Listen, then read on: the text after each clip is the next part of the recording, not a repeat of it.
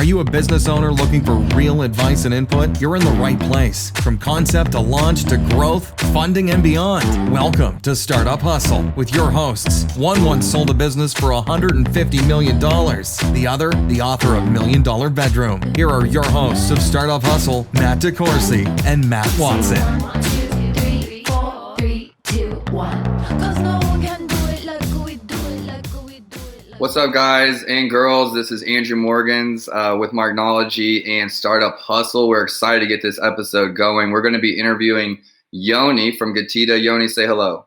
Hi, everybody. Yeah, super stoked to have him on the show. I was on his own podcast several weeks ago. We had a great time just talking about my story, and I thought what better chance than to give him a chance to kind of tell me more about his background, and I'll be on the other side of the questions. Before we get started, thank you to Full Scale. They're our sponsor today, where they can help you with any of your outsourcing needs when it comes to development.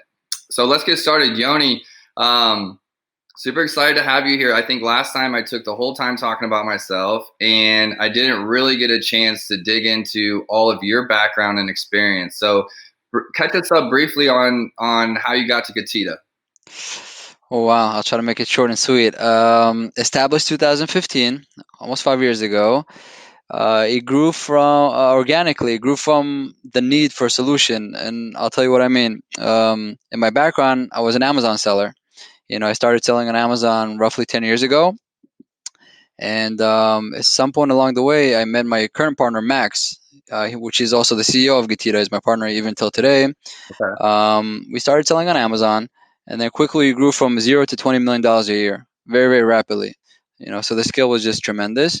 And then later on, we teamed up with another group that, altogether we did around $100 million a year in annual revenue. Wow. So because of these difficulties of scale, we had to develop, I guess, two things. The first thing was a technology to audit all the transactions that's going on a mass scale. So we did that. And the second part was to develop a dedicated team that can handle all the back and forth reconciliation and opening claims with Amazon to reconcile all these transactions and all these disputes, for lack of a better word. So we did that. We accomplished both, and the results are really good. We had a good handle on what's going on in terms of auditing all the activity on our Amazon account, especially on FBA. FBA is Fulfillment by Amazon. It's the network that they have, the logistical network that they open up for third-party sellers, so they can utilize on storing goods over there and shipping products into customers once the orders come in. So once we had that set up, we had friends from the industry who were kind of selling those kind of levels, who were telling, who told them about what we have, the solution. So they come to us and said, guys, help us out. We'll pay you. It sounds like, we could really use your help. So it was like a light bulb moment. We said, that's interesting that we can actually also make money out of this. So they were kind of our first customers. And the first few years, it was pretty much word of mouth. We're just growing organically because the results are very good, very effective. I helped a lot of businesses. And then after a few years, we kind of had to make a decision. What are we going to do with this? Right now we have two businesses. One is in retail, online e-commerce, right? Retailing. And the other one is in e-commerce, but it's really a combination of technology and services. So we told ourselves, you know what, if we do both of them, we're doing okay. But if we feel like if we're going to focus just on one of them, we're probably going to take it to different dimensions and higher levels. So we said, you know what, let's cash out on retail. Nobody can really take away what we know how to do, what we know to do in retail. So, but the software and technology and services, it's a brand new experience. It's very intellectual. Let's see how far we can take this. So that's what we chose. We chose the adventure based on the familiar and the something you feel comfortable, almost like a cocoon. Where it starts, we know where it ends. We ditched that. We cashed it out. It paid us really well. We're happy with that. But I said, let's move on to the next hustle, the next experience, which we did. And then the results were pretty much tremendous. We're able to really focus all in on this baby, on this company, and the startup. And what was interesting was that almost overnight, a lot of the competition that we had in the marketplace instantly became our clients and our friends. Right. We're able to to open up and say, we can really help you this way, beyond the auditing and beyond getting you reimbursed for any types of discrepancies or issues that Amazon does, because that's pretty much what we do right now. Just to give some, I guess, background information. The company that I'm the COO and the founder is called GETIDA. It's an acronym. It means Get IDA, Get Intelligent Data Analytics. Essentially, what we do in a nutshell is that we audit Amazon accounts for logistical and financial discrepancies. So, quick example: if you are an Amazon seller, you want to ship your product into Amazon's warehouses, and let's say you want to ship 1,000 units into Amazon's fulfillment center. You ship 1,000 units, but when they actually receive it, they only receive 990 units. So there's 10 units missing. So, our system finds that, catches that, and then our service team will open up a case with Amazon to investigate. If Amazon finds the 10 units, everybody's good to go, bye bye. But if they don't, what usually happens is they provide a financial reimbursement. They pay the sellers for that lost inventory. And only if they pay a reimbursement, that's when we charge a fee, a 25% fee. That's our business model. It's always a win-win. We're incentivized to give you value. If we don't give you anything, we don't get anything. So that's kind of the ground rules for what GETIDA does. No, I didn't know that. I didn't know that you were a seller yourself before you got into GETIDA. That's really interesting. So I like you chasing the challenge of something that's new. And as a company, Marknology, we have 40 or 50 brands at any given time that we're managing on Amazon as well. And I know that we were very excited when we got introduced with GETIDA, because as a company as well that's always trying to provide value, there's only so much time in the day, right? And I can tell you that my sellers are not going through every transaction, and they might look at shipments and notice that 10 are missing or things like that. But outside of us opening cases, there was nothing really set in place to constantly evaluate their stores, evaluate their business, and have peace of mind that someone's looking to make sure they get the money that's owed to them. So as someone that uses GETIDA, I mean, it's an awesome service, and it was something that wasn't around when I got started in this business. Right. So yeah, my point was actually. So first of all, I appreciate that. I'm happy that you guys are enjoying the value that we bring out. But beyond the money, beyond the reimbursements, and the fact that we help the sellers financially, what we're very proud of is the ability to help them on any other level with consulting, free consulting. We see ourselves as a community. So whenever any seller gets striked out or faces any challenges with their growth, we help them. If it's legal, if it's taxes, if it's suspensions, whatever it is, we've been there. We've done that. And for many levels. We did from 100 grand to 1 million, 1 million to 2 million, 2 million to 4 million, 4 million to 8 million.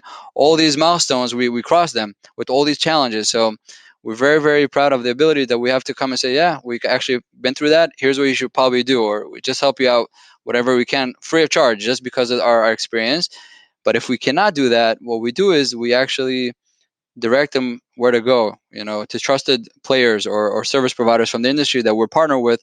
And we feel very, very comfortable that, A, they bring the results, they're bona fide, they're trustworthy, they get, they deliver the bacon, and they're good to go. So we give them the direction like that. And through this kind of exchange and transactions, we are actually in our community. We were able to build a community and a culture behind the company.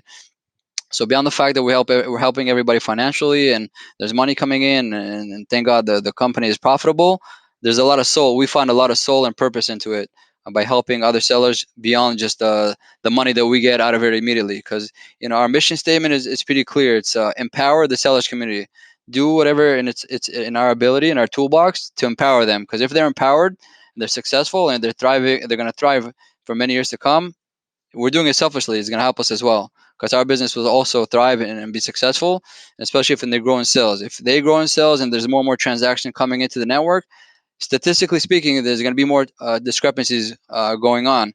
And because of that, will give us the opportunity to step in, help, and get rewarded and compensated financially after we get our job done successfully. For everyone listening that doesn't know some of the difficulties that come with selling on Amazon, let's talk about that just for a second. I think a lot of times when people hire Marknology or talk about Amazon, they've watched a YouTube, they've read an article, they've been to an e-commerce conference or something, and they're like, I need to be on Amazon. But it's different than a lot of things for a lot of reasons. I mean, for the same reason that you had $100 million business and needed some kind of process in place to be able to look at your transactions, right? Let's talk about some of those challenges.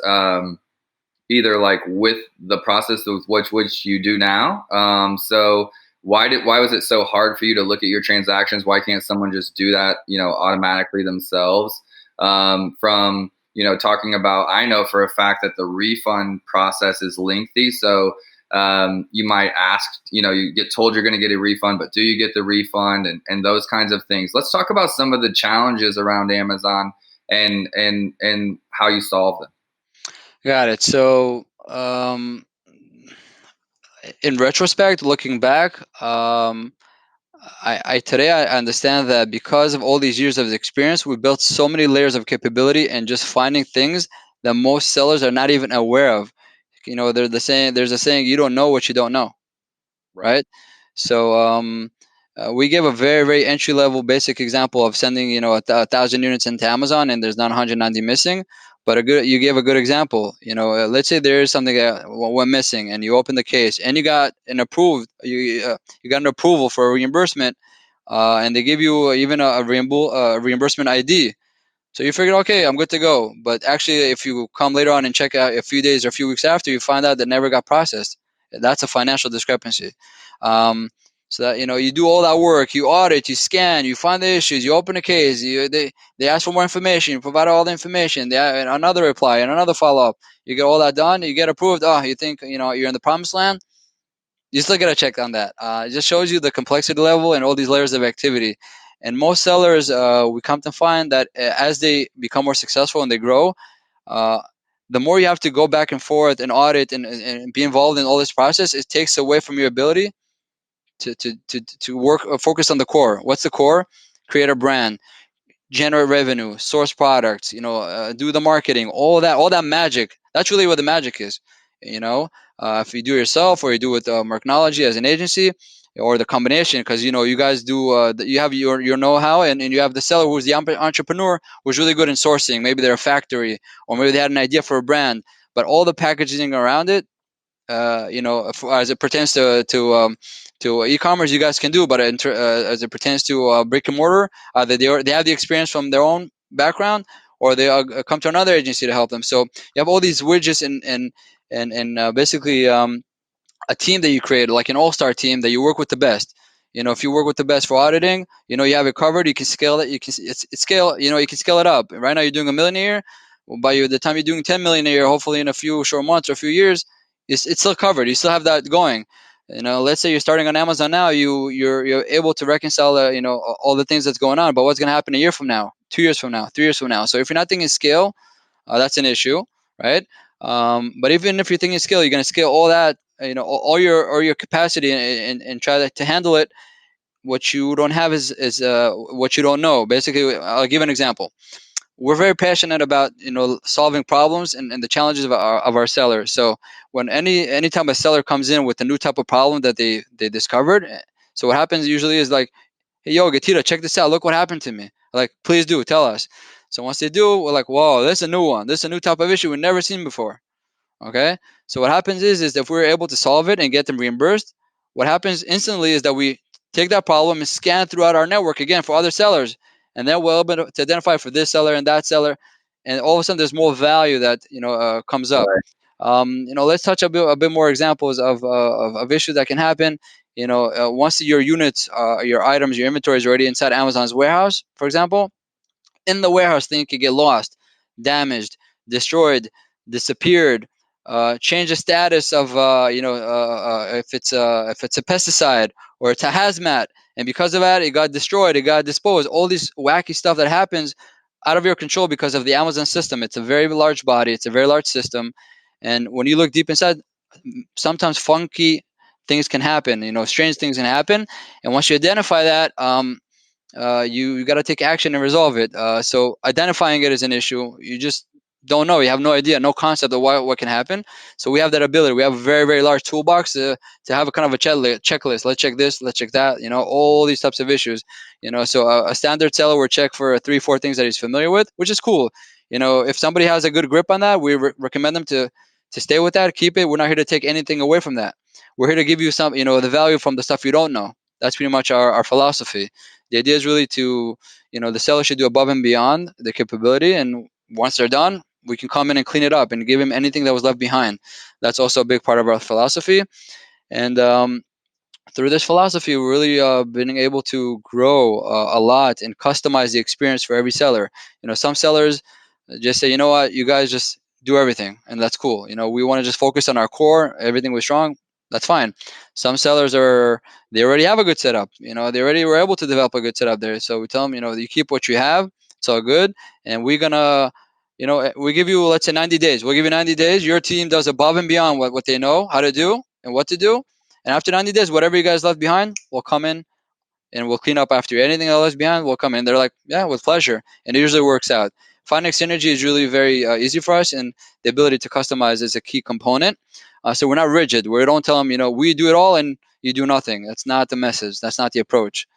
What in the early days of when you were a seller and kind of figuring out this approach, how did you connect with Amazon to get access to the API as a developer and kind of be able to pull this data when you weren't really set up to be a software company? You were really just kind of like figuring out how to make your store better. Tell me about those early days. Yeah, that's actually a very good a question. The answer is quite simple. Beyond the fact that we do auditing and reimbursements, we also we want to have visuals. So we developed a dashboard. In the dashboard, anybody can get the UX, the user experience, and getting free data analytics. If anybody can go to GETIDA.com, sign up. It's free. There's no cost attached. You're able to connect to Amazon account, and you get free access to our dashboard. In the dashboard, you're going to see some statistics and data visibility on your account as it pertains to discrepancies and reimbursements. You're going to see aggregated data on your account for the past 12 months on all the reimbursements that happen in your account. Not necessarily anything that we generated or worked on. Just, data visibility is key, on Amazon. Probably every Amazon seller recognizes that the more you understand what's going on, the better player you become. So that was also part of the functions that we're looking to get out of this for the users, for the community.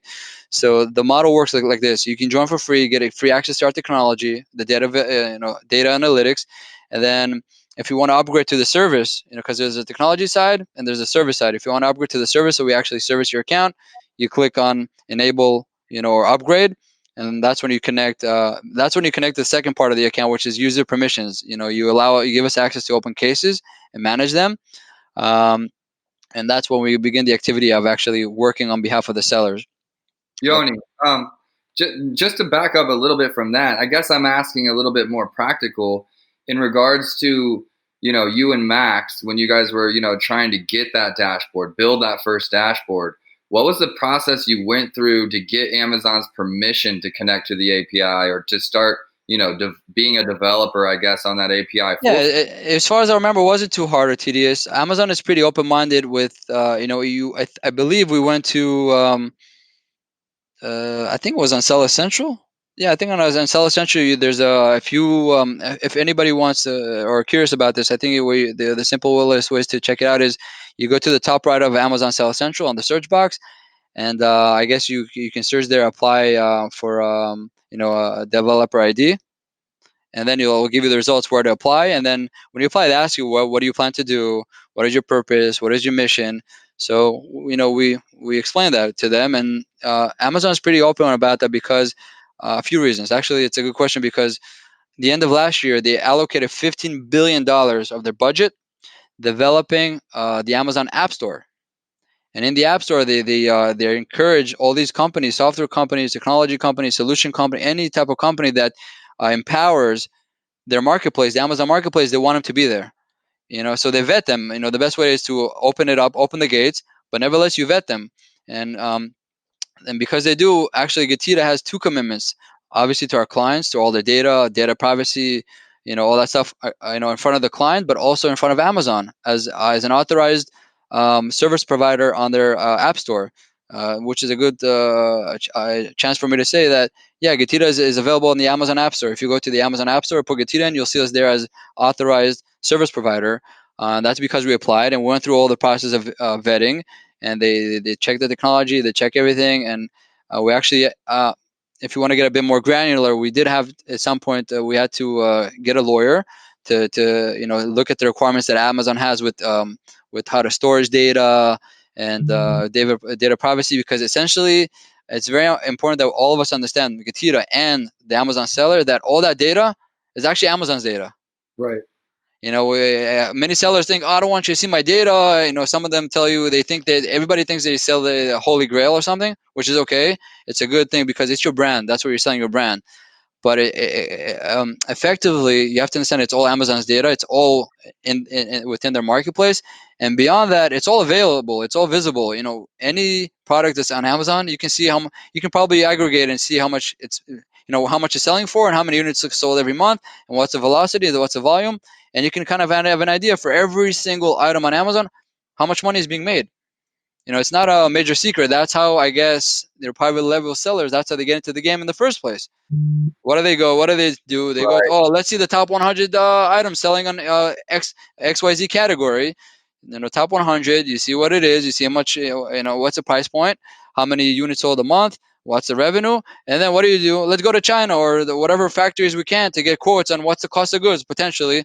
Oh, so it's probably they're buying around this area. So this is the margin. This is the volume. We should get into this. Right. That's already there. So another important thing for sellers to remember is that once you become a top 100, in any category, you become a target. Right. You're going to be a target of your own success. There's nowhere to hide. It's very, very transparent. It's very visible. So you shouldn't worry about that too much. You should worry about what's the next step for you. Your brand is recognized on Amazon, which is great, but also outside of Amazon. You build your .com website. You have digital marketing and brand awareness, influencers, whatever you can to. You have your moat, your business moat as a brand, because they're not just looking for a commodity. They're looking for your brand. They're saying, or they're looking for a certain commodity, but then they see all these commodities, all these generics, and they see, oh, this brand I know. I saw it because it sold, I don't know, this type of item. Sometimes, you develop your brand into other categories, other niches, or line products, and because your brand is recognized at a good experience, it's much easier once you have a brand to scale up your business and to penetrate into other categories. Then it doesn't really matter what the top 100 does, because you have a brand, you have brand recognition. That's so valuable, and that's when you get bought out. If you ever want to do an exit, that's what they buy. They don't really need your products. They go to any factory in any world, in any part of the world, and make products. We're not in the age of having a problem to make products. We're at the edge of the world that brands rule the game. The Nikes, the Adidas, the Apple, the Samsung. Phones are phones, shoes are shoes. You have endless amount of generics, but these brands somehow they all make us believe that they are worthy of us paying more, a premium, because we're gonna have a different type of experience. Right. And that is the most challenging things to create, because it's very creative, it's very intelligent, it's very long term. Once it's created, it's very magical. That's something that I've learned in this space. I've been working in the Amazon space 8 years. I've seen the brands that are just trying to get an exit. I've seen the brands that didn't plan on blowing up and have blown up and are, crushing it. You talked earlier about scaling, and you have to be planning for the long run. I think that's a perfect segue to talk about our sponsor, Full Scale. That helps people develop, softwares like yours. Honestly, if I was not a developer and wanted to build something like that for Marknology, Full Scale would be the partner of choice for me to be able to do so. And the Amazon API is something that I'm currently working with as I'm building out a dashboard for my brand. So you're talking about scaling all the way up, and I think that those problems are just not something we talk about early on when we're with a brand. So, I've worked with a brand from private labels to the Marvels of the world, the Adidas, all types of brands from small and large. And some of them start out, and the problems we're dealing with are branding problems, photography, graphics. Maybe it's an invention product and we need to really describe what it is. But as we grow, we come into different problems. And those are the ones that you just won't know until you get there. But you're not going to have people trying to copyright, or counterfeit your products or knock them off from China, or Amazon create an Amazon basics of the item, or any number of things that happen in e-commerce. Those things don't happen unless you're selling a lot of product, right? So people kind of get them backwards in this. I want to protect what I have. I don't want to show it on Amazon. I don't want to, get the data. Well, stop thinking about protecting your data and just go get the rest of the data that's out there and really learn where you can go next. I think one of the big things I get I guess, a little excited about is, I don't help brands go out there and find another private label product. We help brands tell their story. We help brands with storytelling because that's what builds big brands. I've had 6 brands that I've worked with get bought out since I've been working with them. I've seen the process a little bit. It was never in our plans, me personally. We were just building the brand, but we went through that process.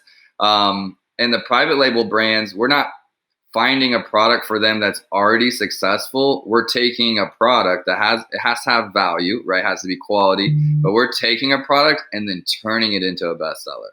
So you get to watch that whole process versus like jumping in, I guess, later to the game and creating something off Alibaba or getting something manufactured if you're in the supplements.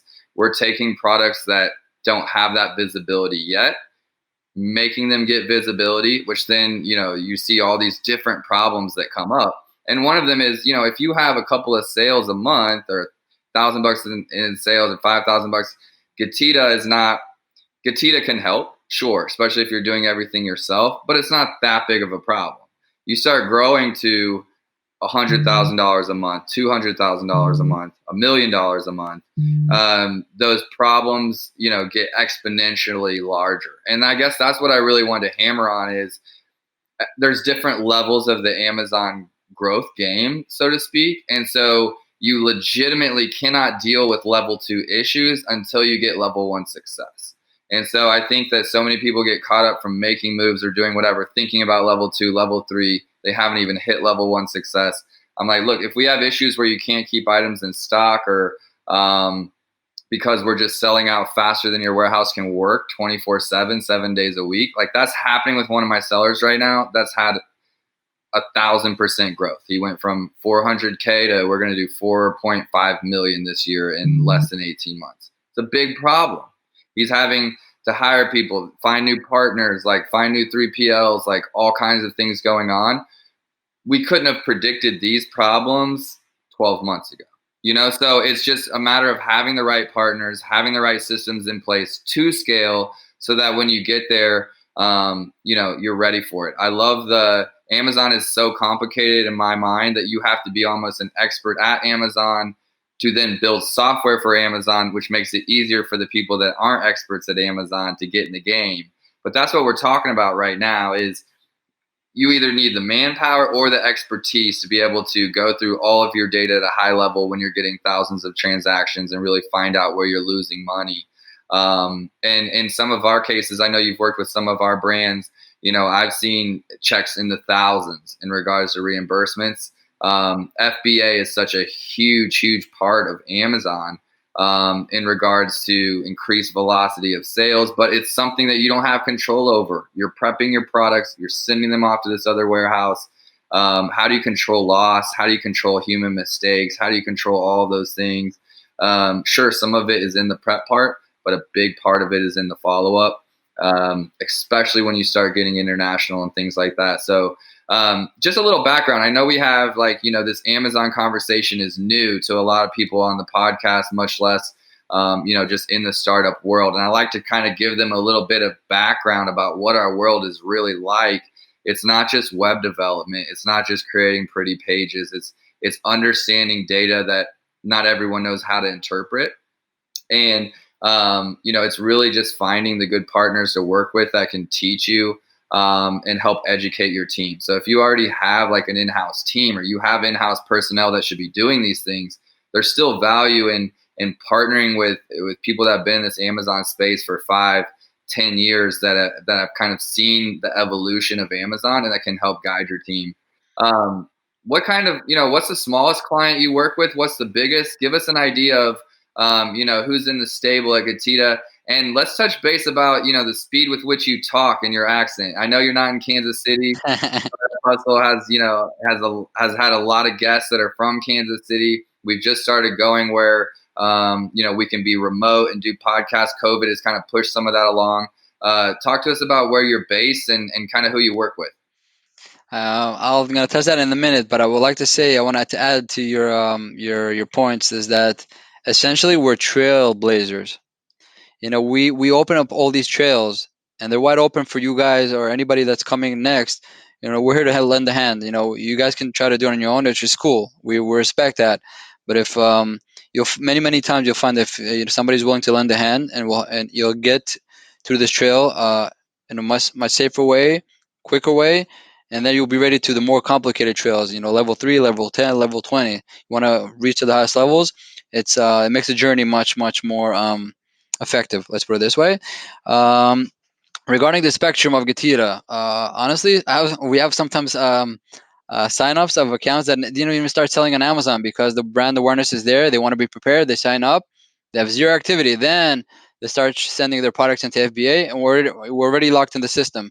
So to begin the spectrum, zero. From zero all the way to the top 100 sellers, the biggest of the biggest. Hundreds of millions of dollars a year. They're all our clients. So the spectrum is very wide. We don't discriminate. I like to call it we're an equal opportunity auditor. Anybody needs an audit, they're welcome to come in. Any business that needs help.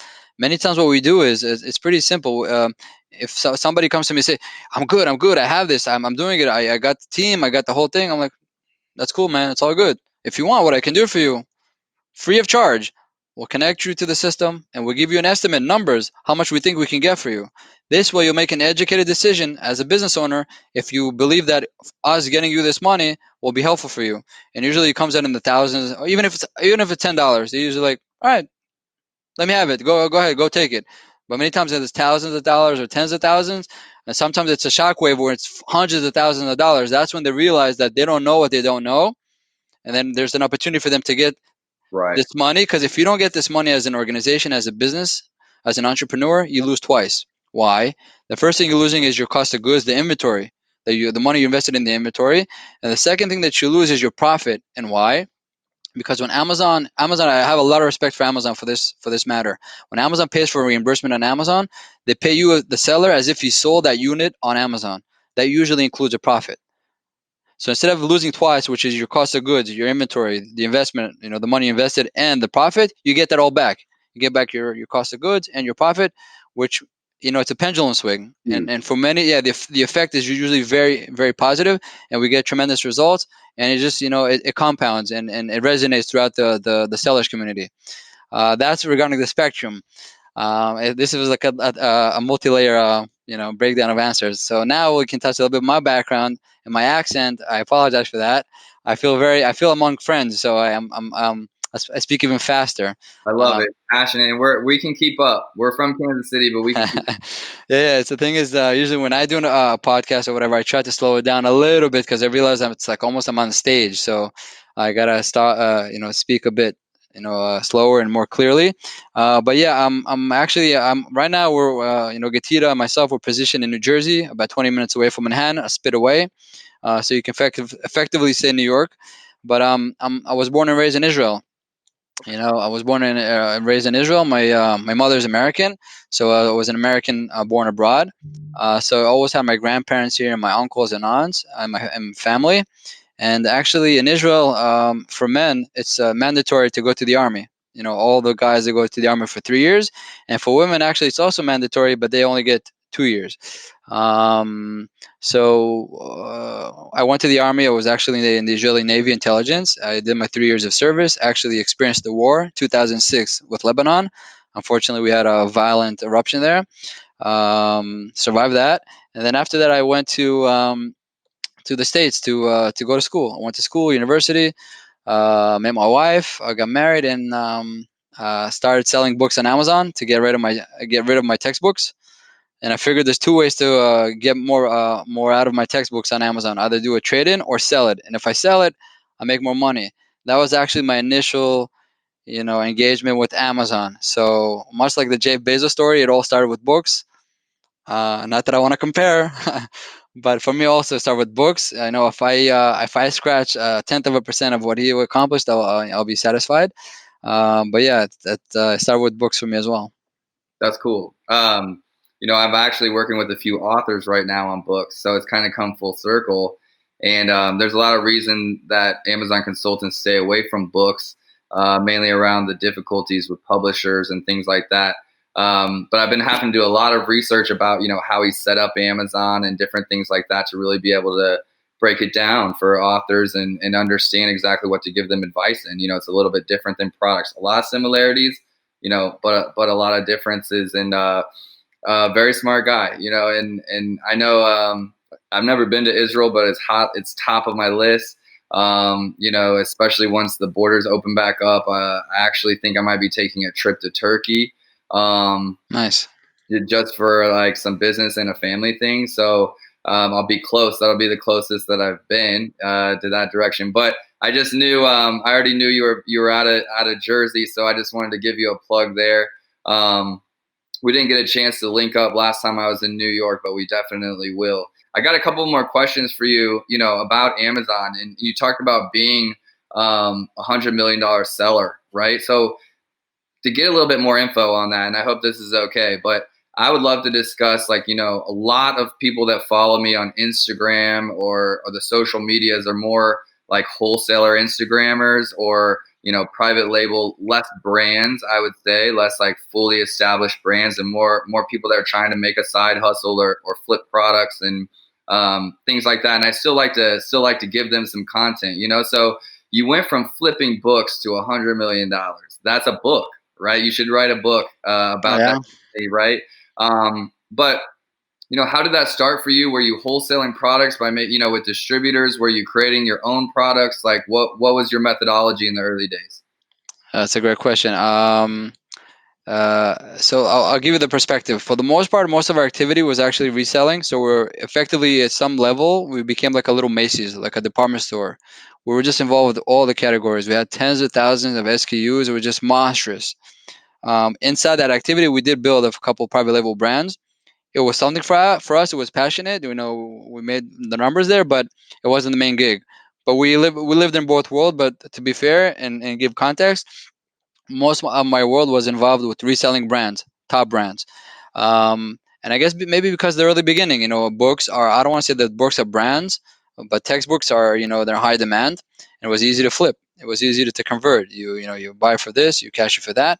Um, I know we're short on time because we're already We're okay. we're already deep into the game, but I'll try to make it short and sweet.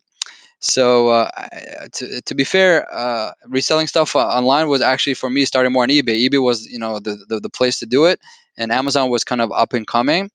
So what happened was I'm looking back nostalgically. Okay. While you're thinking about it, I want to jump in here. Like one thing I noticed was in the early days, people would come to Amazon and SEO wasn't as strong. So people were typing in the exact brand and item that they wanted. And there wasn't a lot of these unknown brands and things like that. So you were typing in like, Air Force One size 11. Like you were very specific into what you were searching. Amazon had done the work of going out and getting the vendors of the big brands. So they were already established on Amazon. You weren't launching new products. You weren't creating SEO. So those were the products that sold. Those were the products that people were comfortable buying. And I would say that, over the last 8 years, it's changed. So when people are looking at people's stories from the beginning till now, what's more prevalent now is the people that have built brands from the ground up, that they've made more exposure to existing brands or more brands have gotten on the platform. People are like, I can get food. I can get a Ford F-150 off Amazon. I can get all kinds of stuff.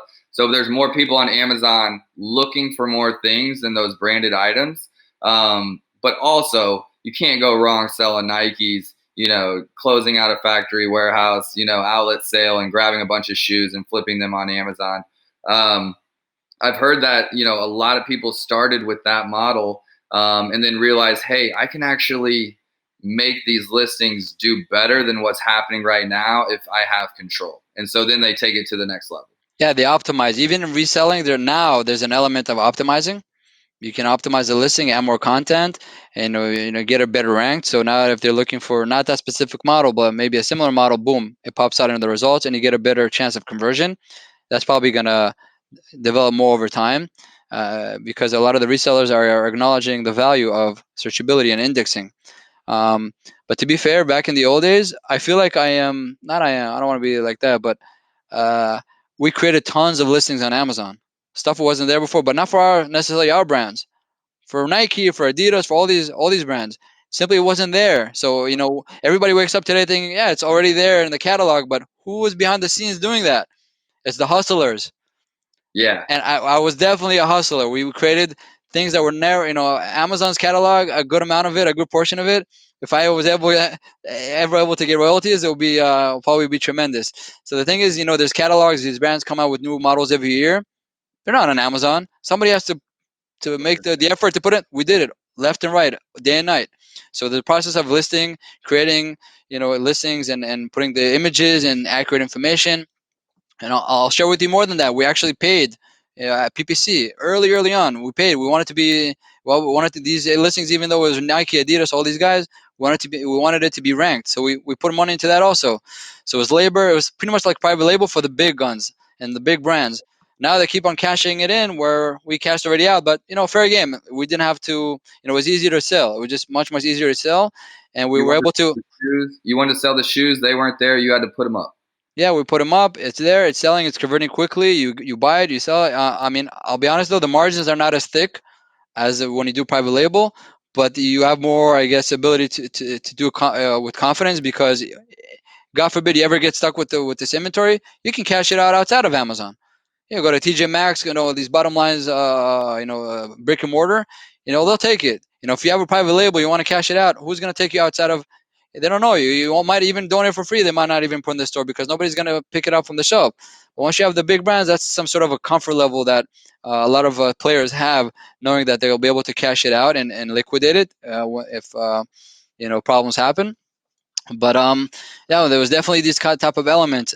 So from early on, we created a lot of listings. We pumped a lot of muscle into Amazon's catalog, Amazon's variation, Amazon's advertising. The ecosystem got enriched from the early beginning, from that game, from that play. But yeah, things have changed tremendously. It's even more robust, and it's the one thing's for sure: the game keeps on and the difficulty level of the game just keeps on rising and getting higher because things are getting more sophisticated, which is good. In the early days, we felt like when I was telling people, "What do you do for a living?" I'm like, I sell stuff on Amazon. I'm talking about 2012, 2013. They're like, they feel bad for this guy. Right. Today, if I do business, everybody, tell me more about it. How do you do it? So, even then, I meet when I was getting in there, I met players that were there for even earlier on. 2005, 2006. Some sellers, they get paid daily because they're legacy. They have a legacy account from the days when Amazon paid you daily. You made your sell, you get your money tomorrow. Wow. I've yet to see a legacy seller. I've seen some old sellers. I haven't seen someone get paid daily. That's really cool. Yeah, you got those. You got the old schoolers. There's definitely old schoolers in the game. That's the advantage of being an early adopter to a program. And 10 years later, Amazon's cool, nerds are cool, entrepreneurs are cool. A lot changed. I got my start, I think, on your podcast when I told my story with car parts, and we were taking all the car parts in the industry, aftermarket, OEM. I was writing those product descriptions, aggregating them in Excels by the thousands and putting them up on Amazon and online. Like, I legitimately added car parts to the web for the very first time. That made Amazon. This is what makes Amazon Amazon. That variety, the store of everything. So behind the scenes, obviously, much respect to the private label sellers, but maybe even more respect to the resellers because at first it wasn't all these private labels. It was pretty much the big brands. Amazon was desperate to get big brands because they wanted to get recognized. They wanted the recognition. They were desperate because they were knocking on the door of these big brands. Most of them said, "Go away. We don't need you. They were thinking old school, the past. Now they're all rushing. All these big, they need e-commerce presence of any kind. 10, 15 years ago, they're in their mindset, like brick and mortar. We're committed to that. We're part of that infrastructure. E-commerce is a threat.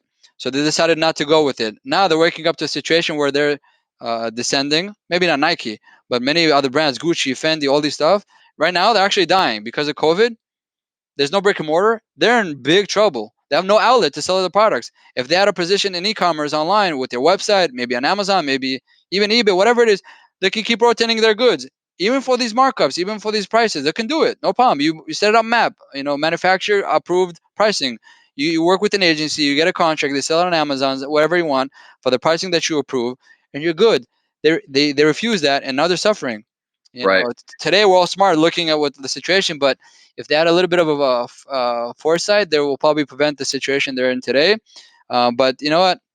It created the whole generation of the private label brands that grew from Amazon, and now they're gonna be so authentic and so original and so sophisticated. They're gonna grow outside of Amazon and become the real deal.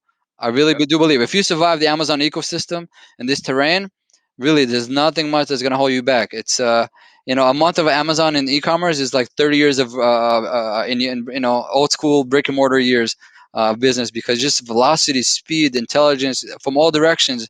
It's a wild and invigorating game, and I do believe that whoever anybody's playing it now, there's still a good timing. It's still a good time to do it. 5 years from now, 10 years, 15 years, you're good. There's a lot of room to make money. I love how you said that, and you were talking about how the brands, if you can make it through Amazon, it's like 10 or 15 years in retail. And I always try to have respect to everything, the wise ones that have been in the game a long time understand as someone that's new to business. I've been on Amazon for 8 years. I was in a band before that, and in school. So, but I've Full also, disclosure, I was also in a band when I was growing up.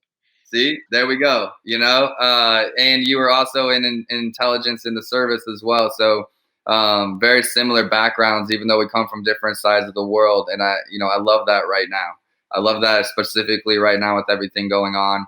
One thing I would say that I just wanted to harp on that was um, when you do things like for the young entrepreneurs that are listening today. Me and Yoni both, we did a lot of things for free. We did a lot of Oh yeah, to get to this point. I 8 years. still do. I'll be honest, I still do.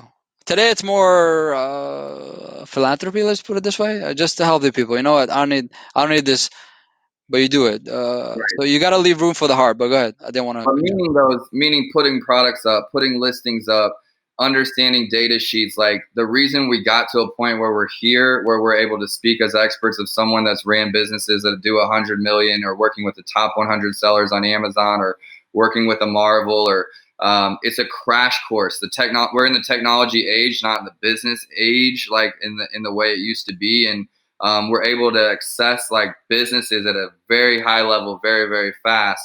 So it's like a ton of growth.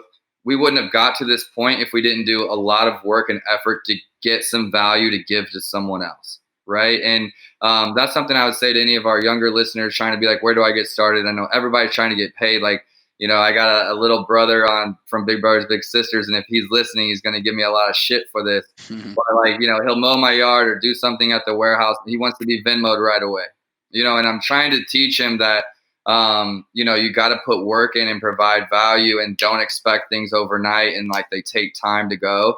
And there'll be something after Amazon, there'll be something after that, that's like something new that the younger generation can jump on and really learn. You talk about Amazon, I launch brands every week.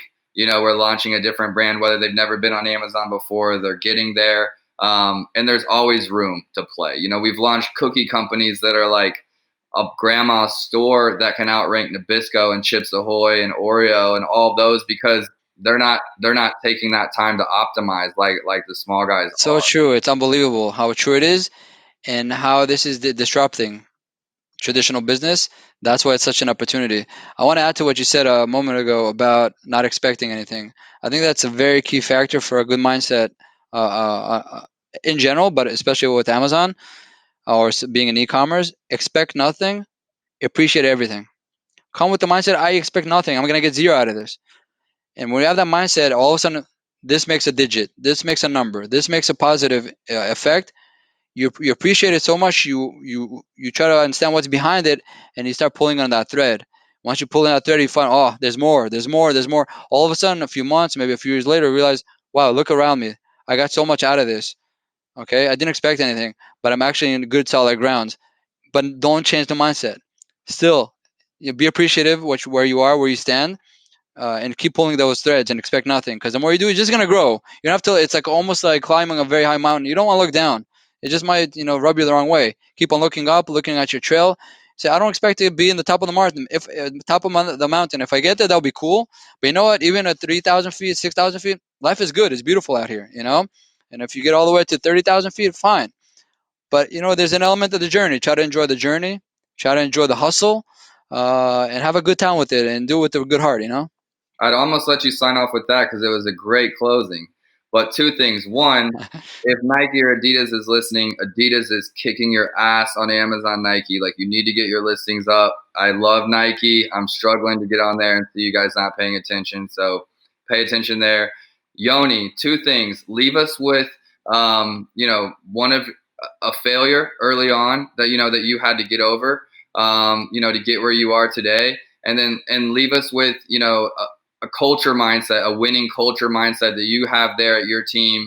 Whether it's providing value for free and accepting new problems as wins, or some kind of mindset, euphemism that you guys use there, and let's leave that with the crew here. You got it. Yeah, you should have told me you're gonna ask this a moment ago, but I'll try to do a double run on this.